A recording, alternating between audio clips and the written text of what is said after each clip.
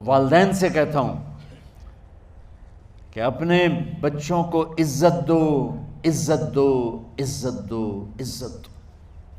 پھر آپ سے زندگی کے بڑے فیصلے ہیں شادی، آپ لوگ اکٹھے پڑھتے ہو لڑکے لڑکیاں، اپنی شادی کے فیصلے خود نہ کرو، اپنے ماں باپ کے حوالے کرو، اس میں شرافت بھی ہے، اس میں برکت بھی ہے، اس میں رحمت بھی ہے، اور اس میں والدین کی دعائیں بھی ہیں۔ کورٹ میرج کو ہوا نہ دو، boy friend girl friend culture ہمارا نہیں ہے، میرے نبی کے طریقے میں مرد اور عورت کا صرف نکاح سے تعلق ہے، اس کے علاوہ سب جہنم کی آگ ہے۔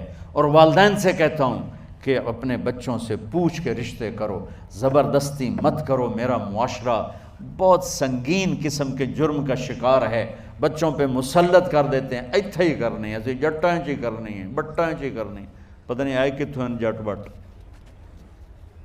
چلو تم ناراض نہ ہو، راجپوتاں چی کرنی، میں راجپوت ہوں، میں اپنی قوم کو بھی رگڑ دیتا ہوں، راجپوتاں چی کرنی، اگاں کرنی ہی کوئی نہیں۔ یہ ظلم و ستم اولاد پہ مت کرو، اپنی بچی سے پوچھو، اگر بیٹی ہاں کرے تو پھر قدم اٹھاؤ، اگر بیٹی کہہ دے میں نہیں کرنا چاہتی تو وہ نافرمان نہیں ہے، اللہ کے واسطے میری سنو۔ صرف تم نہیں سن رہے، اس کیمرے سے لاکھوں کروڑوں لوگ سن رہے ہیں۔ اگر بیٹا یوں کہہ دے کہ ابا میں نے یہاں شادی نہیں کرنی، میرا جی نہیں چاہتا ہے، تو وہ بیٹا نافرمان نہیں ہے، فرما بردار ہے، اس نے شریعت کا حق استعمال کیا ہے۔ اب ایسا ظلم مت کرو کہ نہیں اتھے ہی کرنی ہے، اتھے گھروں نکل جا۔ زندگی تم نے تو نہیں گزارنی، زندگی تو بچے نے گزارنی، میں قربان جاؤں۔ ایک حدیث سنو پہلے، پھر اگلی بات سناتا ہوں۔ ما تزوجت وما زوجت الا بوحی من السماء نزل به جبریل۔ لوگو سنو، میں نے جہاں شادی کی، میں نے جہاں بیٹی کی شادی کی، پہلے آسمان سے جبریل فرشتہ اللہ کا حکم لے کر آیا، پھر میں نے قدم اٹھایا۔ سمجھ گئے میری یہ بات سمجھ گئے سارے؟ اب اگلی سنو۔ حضرت علی فاطمہ کا رشتہ لینے آ گئے، اور جبریل ان سے پہلے آ گئے کہ یا رسول اللہ فاطمہ علی کے لیے ہے۔ باپ محمد مصطفیٰ جیسا ہے، رشتہ مانگنے والا علی جیسا ہے، اور بیٹی فاطمہ جیسی ہے۔ اور آپ پوچھتے ہیں علی کیسے آئے؟ وہ شرم کی وجہ سے کچھ کہہ نہ سکے، چپ۔ آپ کو تو پتہ تھا، آپ نے فرمایا فاطمہ کے رشتے کے لیے آئے ہو؟ کہا جی۔ تو جبریل تنال بیٹھا ہوا ہے کہ یا رسول اللہ اتھے ہی کرنا ہے۔ آپ نے ہاں نہیں کی، آپ نے کہا انشاءاللہ، اور یہ کہہ کر اٹھ گئے۔ انشاءاللہ نبی کا ہاں ہی ہوتا ہے، لیکن جبریل کے آنے کے باوجود اور اللہ کے کہنے کے باوجود میرے نبی کو بھی پتہ ہے کہ یہ رشتہ یہاں کاتب تقدیر نے لکھ دیا ہے، لیکن امت کو سبق سکھانے کے لیے آپ گھر تشریف لے گئے۔ بیٹی فاطمہ کہ جی یا رسول اللہ، کہا علی کا رشتہ آیا ہے، میں ہاں کر دوں؟ سبحان اللہ۔ میں اپنے دیہاتی بچیوں پہ مجھے رونا آ گیا کہ جنہیں پتہ ہی نہیں ہوتا سانو کہیں دے نال بندے پہن، جانور ہے یا انسان ہے۔ علی جیسا داماد، چلو علی کو چھوڑو، فاطمہ کو چھوڑو، جبریل آیا بیٹھا ہے، جبریل آیا بیٹھا ہے۔ اس کے بعد فاطمہ سے پوچھنے کی کیا بات؟ جبریل آ کر کہہ رہا یا رسول اللہ، اللہ کہہ رہا فاطمہ علی کے لیے ہے اور علی فاطمہ کے لیے ہے، اور پھر آپ کہتے ہیں بیٹی فاطمہ ہاں کر دو؟ ہماری تو آج کی بیٹیاں انکار نہیں کرتی، چپ کر کے گاں ماج طرح بن چھڑ دین قلعے نال۔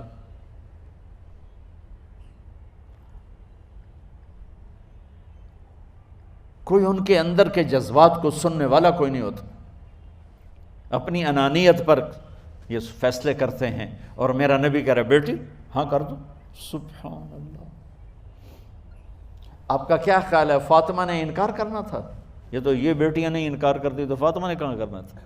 لیکن یہ سبق دینا تھا ان والدین کو جو نادانی میں نادانی کے فیصلے کر کے اولاد کو ہمیشہ ایک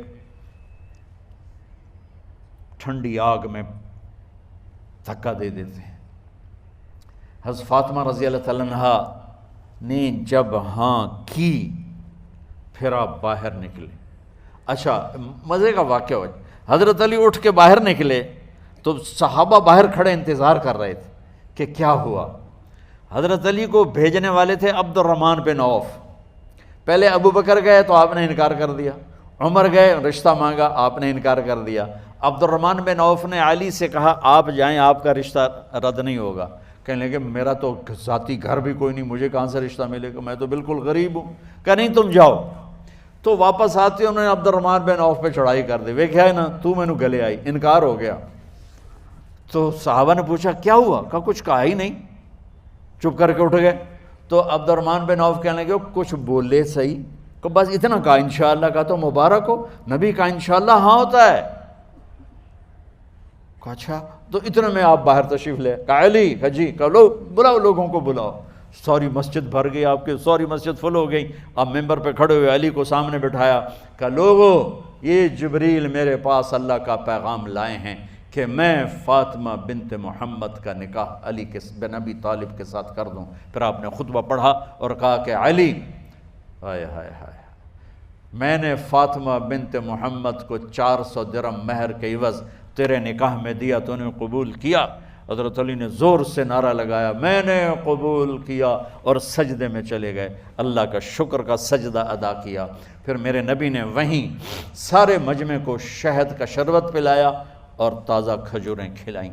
اور پھر جب رخصتی ہوئی تو آپ نے حضرت علی سے فرمایا کہ آپ آ کے لے جاؤ۔ پھر آپ نے حضرت ام سلمہ، حضرت حفصہ اور جناب حضرت عائشہ رضی اللہ تعالیٰ عنہ، ان تینوں کو بلا کر فرمایا تمہیں پتہ ہے نا مجھے فاطمہ سے کتنا پیار ہے، تو تم فاطمہ کو دلہن بناؤ، اس کی تیاری کرواؤ، اسے دلہن بناؤ۔ تو ان تینوں نے حضرت فاطمہ کو دلہن بنایا۔ پھر آپ نے حضرت علی کو پیغام بھجوایا، وہ تشریف لائے، اپنی اونٹنی لے کر آئے، حضرت عقیل ساتھ ہے، سلمان فارسی ساتھ ہے، اور دروازے پر اونٹنی بٹھائی، آپ علی کو اندر لے گئے اور یوں فاطمہ کا ہاتھ پکڑ کے علی کے ہاتھ میں دے کر فرمایا علی تمہیں نبی کی بیٹی مبارک۔ سبحان۔ پھر آپ نے کہا میری بیٹی فاطمہ، مجھے اپنے خاندان میں جو سب سے زیادہ محبوب تھا میں نے تیرا ہاتھ اس کے ہاتھ میں دے دیا ہے۔ والدین سے کہتا ہوں اپنے نبی کی زندگی پڑھو۔ میرا درد ہے کہ ہماری ثقافت میں اسلام داخل نہیں ہوا، ہمارے عبادت میں اسلام آ گیا۔ بہت سارا مجمع مرد عورتوں کا نمازی ہے، حاجی ہے، عمرے کرتے ہیں، لیکن ثقافت میں نبوت کی جھلک دکھائی دے، ثقافت میں اللہ کا نبی دکھائی دے، وہ نہیں ہے۔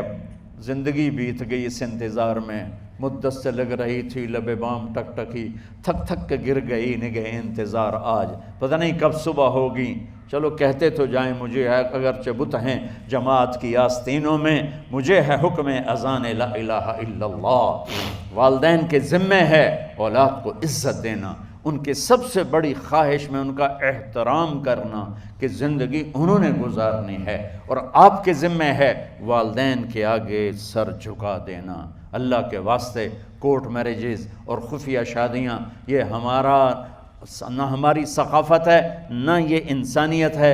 ہمیشہ دکھ دردوں میں زندگی گزرتی ہے کہ اصل زندگی تو موت کے بعد آنے والی